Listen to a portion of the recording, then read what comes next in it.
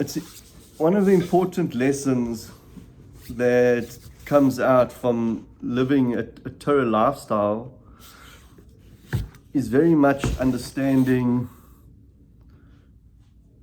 that there's a purposeful existence that each and every one have been privileged to connect ourselves to.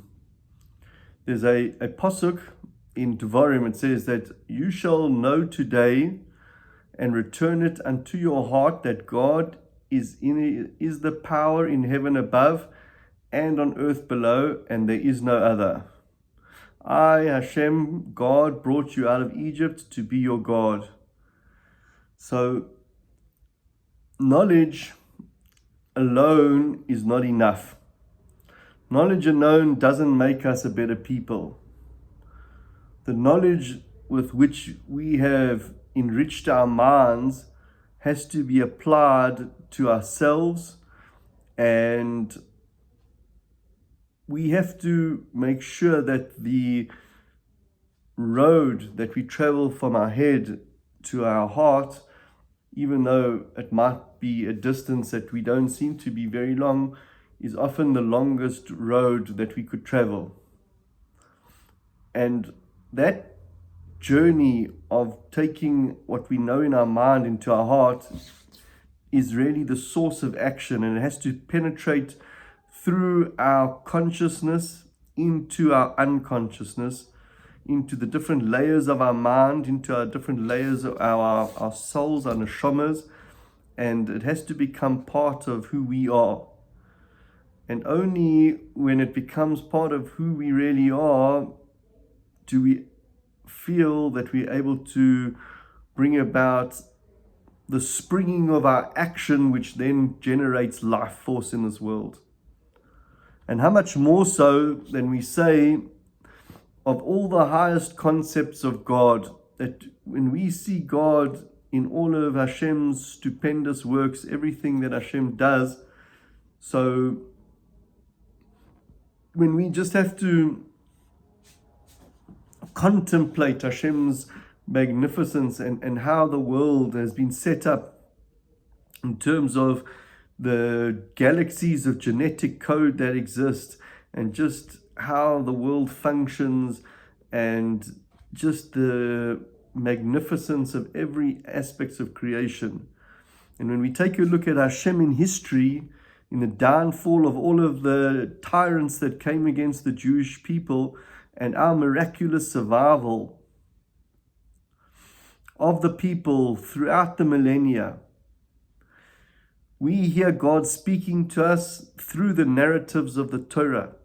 The more that we connect ourselves to the narratives of the Torah, and the more that we connect ourselves to understanding that the Torah is the blueprint of creation, and it is our objective reality, it gives us a way of knowing objectively what is moral and what is immoral. We don't have, something which is in a gray area, whether we can do it or we're not. We know very clearly whether the things that are permitted and things that aren't permitted. We hear Hashem every day speaking to us through the narratives of the Torah, because Torah is something which, as we've discussed many times, it's not like a history lesson or a maths lesson or biology lesson. Torah is something which has infinite messages that are being portrayed on various different levels. The Torah gives us the levels known as pardes, which are the pshat, remez, drosh, and sod, the different levels of understanding of Torah. And Hashem is saying to us that if we haven't yet received Hashem in our hearts, and we haven't embraced Him with all of our being to make Him our God, so as long as we have this mere, idea in our brains, it's going to become an idea which is going to be a sovereign idea. And it's not going to have any influence on our actual lives if we don't inculcate that into our existence as a natural bursting of who we really are. And so it means that we have to recognize in all of the created beings a great multitude of servants of the divine purpose, that every single person that comes into your Daled Amas, into your space, is there for you to be able to learn a lesson from that person, for you to be able to grow through that person. That person might be someone who has to teach you something, which is a lesson sometimes we don't want to understand, and we don't want to be able to deal with certain elements and people in our lives. But the Torah gives us very specific ways of realizing that our interpersonal relationships are very central to building a relationship with Hashem. And the Arizal says very specifically that before a person davens in the morning, there's a certain thing that the Arizal would say that you would have to take on to fulfill all of the mitzvahs bein Adam lechaveiro, between man and man, before you start taking on the yoke of all the mitzvahs bein Adam between Adam lemakom, between man and God, because the elements of building the interpersonal relationships that we have with all of the people that we are surrounded with is so powerful, and that has to be acknowledged as this crucial central part of our relationship with Hashem. And before we are able to daven to Hashem, that element of acceptance of the mitzvah bein Adam lechaveiro, of loving v'ahavta l'reacha kamocha, that we have to love our neighbors like ourselves, has to be taken in before we start praying for others. Has to be something that we have to realize that every person that we are engaging with is there for us to be able to say thank you to them for the lessons that they're teaching us. Sometimes the lesson isn't positive, or isn't felt to be positive, but we have to say thank you for it. When Yaakov was attacked by the Sar of Esav, and he came and he hurt him, and he put his gida nashe, the reason we don't, the hip joint, the hip socket, so it says that he damaged him. He says that don't leave, you cannot leave until you bless me. And so every situation that we go through, every crisis over there, we aren't able to leave that crisis until we ask that crisis to bless us. We have to be blessed through the crisis. We have to be blessed through the difficulties.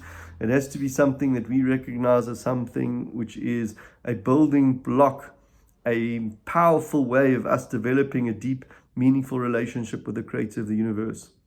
And when we may recognize that Hashem has given the Jewish people a huge responsibility, with great power comes huge responsibility, in making God and his people instrument in the history of the education of all of humankind, without feeling ourselves as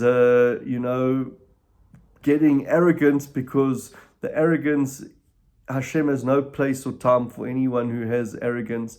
There's only kavod shemaim in this world, and any blessing and goodness that happens in our world is because Hashem, in his kindness, has bestowed that the situation should fall into our favor, and that we should be able to have things. And our only real element of success is to say thank you to Hashem for enabling us to be able to be successful, and for granting us the know-how and the brains and the connections and everything in order to be able to facilitate any blessing that comes into our life. Because the word for blessing, baruch, is also coming, says the Nefesh HaChaim, from the Lashon of barecha. Barecha means a pool, right? Barech, to make a blessing. When we say, how can we bless God?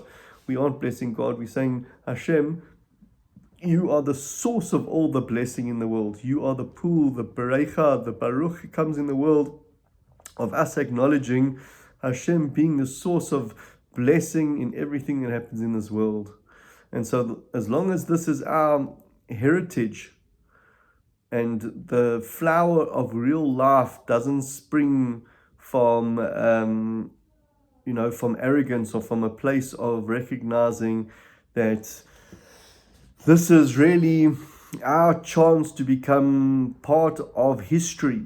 And when the Jewish people's life history opens with the words and says, I am Hashem who took you out of the land of Egypt as house of slaves, and I'm your God. So that God of Hashem, or that being, destined the human race to the fullest unfolding of all of its spiritual powers that it had. At the same God dedicated this people of Israel to be instruments in this purpose, and He calls upon us as a nation to be faithful to our history. He calls us to be faithful even if the world denies Hashem's existence, and He calls upon us individually, that when we say the Shema every day, we're thanking Hashem and we're making Him king over ourselves individually, and we are there to be able to be loyal to the purpose of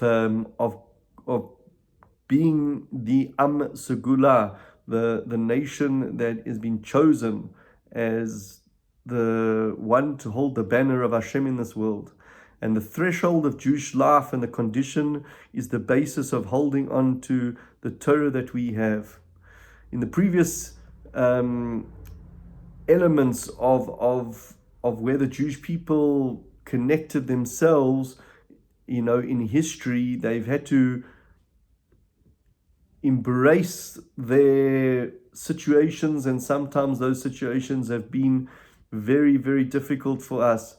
We've had to go through pogroms, we've had to go through inquisitions and holocausts, and we've had to go through so much in order to get to where we are today.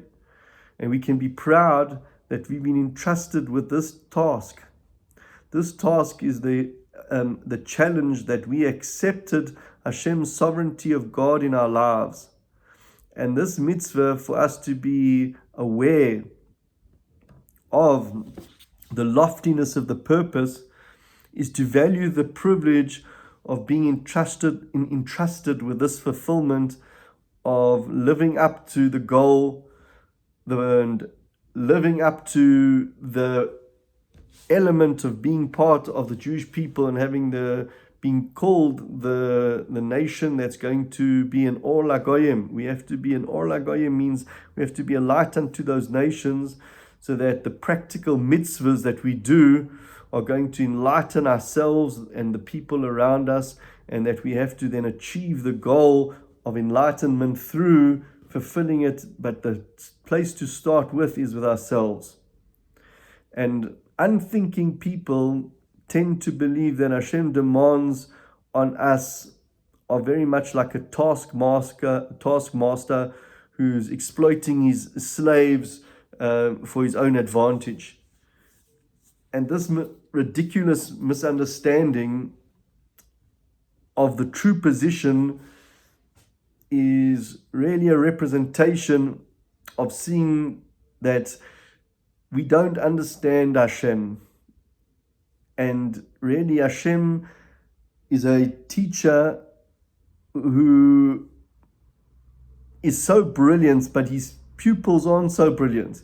He knows what the pupil can do, this teacher, and he gives him tasks which are going to draw out the best in him. Because you have to test someone, and you have to push them, and you have to try and show them that complacency isn't going to be the place of growth. And a teacher will say to a student, please do this work for me. But everyone knows that the pupil himself is going to be the one who's going to benefit from being stretched, and not the teacher.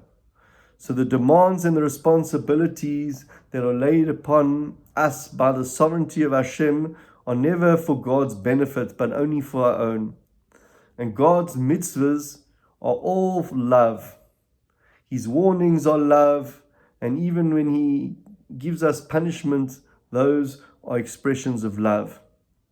And if we permit ourselves to realize that this is really a metaphor, and the only satisfaction that Hashem has is the satisfaction of us keeping the Torah, is the satisfaction of a father who sees his children taking the right direction in life, or as a teacher that sees his pupils who have taken the lessons that have been learned and are living by them. And so our basic attitudes to Torah and mitzvahs are coming from a place of realizing how much power we have to generate electricity in this world. The whole world has an opportunity to generate electricity and power and goodness, and the more pure our words, our thoughts, and our actions are, the more we're able to generate more electricity. And as we start counting up towards the mitzvah of receiving the Torah on Shavuot, we see that the verse tells us that you will be to me a kingdom of priests and a holy nation. And all the people answered together and said, we will do all that as God said. And then Rashi from the Midrash tells us that I make this covenant with those who are standing here with us today before our God, and those who are not standing here with us today. And this refers to all the future generations. All those future generations that might not have been standing there physically, but their ancestors and maybe parts of their neshamas were there. And yes, Israel's acceptance of the Torah was unanimous. From the time on, Israel saw itself and other people saw it as the people of God. But how did that generation have the power to obligate all future generations, which are thousands of years later, right? Because the Torah was given 3,000 years ago, and now we're holding, 5,782, so, many thousands of years later. How can we still be following in the same dedication and the same commitment that we said that you will be a priest of nations and a holy nation? How can it be? And the rabbis reply to the souls of all the future generations and say that they were all present at Mount Sinai and everyone accepted the Torah. Because there's a neshama in each and every one of us that have accepted the Torah. And every single day we have an ability to accept the Torah anew. Because we say the words, Baruch atah Hashem, right? Haboicher b'amo Yisrael be'ahav. Hashem chose us from love. And we say in the Birkas Torah every day, Baruch atah Hashem nosein Torah. He gives us Torah every single day. And what we can say to someone who tells us that he has no recollection of accepting this Torah from Sinai.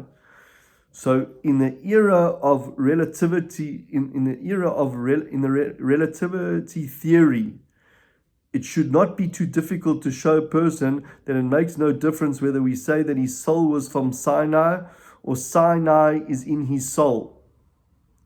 It is in fact that when a Jew has Torah presented to him in a true light, he often feels an affinity for it in his heart, because he knows that there is something about this Torah which has previously been there. He feels that there's something which is coming deep down into their soul.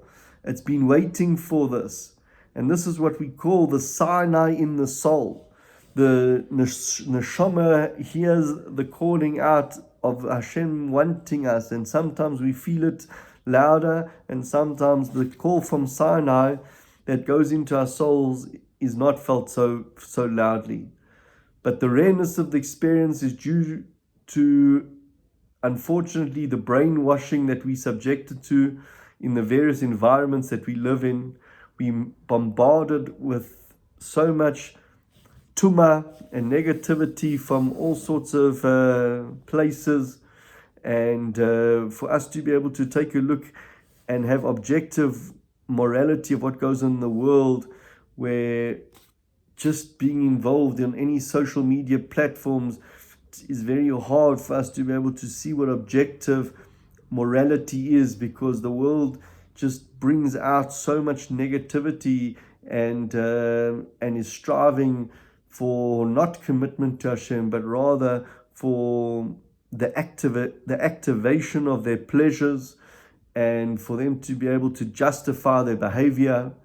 And in the communist part of the world, right, that's been teaching that Judaism, right, is nothing but capitalist money grabbing. And in the West, Judaism is projected as backwards and useless. And, that it's, how can we use this Torah in our advanced age, because everything's so technologically, we can, just buy When we have money, we can just send aeroplanes to, spaceships into space, and we can buy social media platforms, and we can do all sorts of things. So who needs God when we can just, be as though we like God? But Israel has always taught the schools that are widely believed that what makes us distinctive is the mitzvahs of the Torah. It's the preserving of our Jewish identity in the diaspora. It is knowing that we have a Jewish state, which is the land of Israel, which is a place where we can always go and connect ourselves to the creator of the universe as long as we are connecting ourselves to the Torah, because Hashem only wanted us to be able to come to the land on the fact that we would keep the Torah. And only when those that are distorting the elements of Torah and they're removing the Torah spectacles, which is really the Jewish spark from all of us that needs to be ignited, it's our hope that we can realize that we have to realize how much of a power that we have, that Hashem has given us to be able to be this nation of emissaries, a nation that wants to elevate themselves to become greater human beings.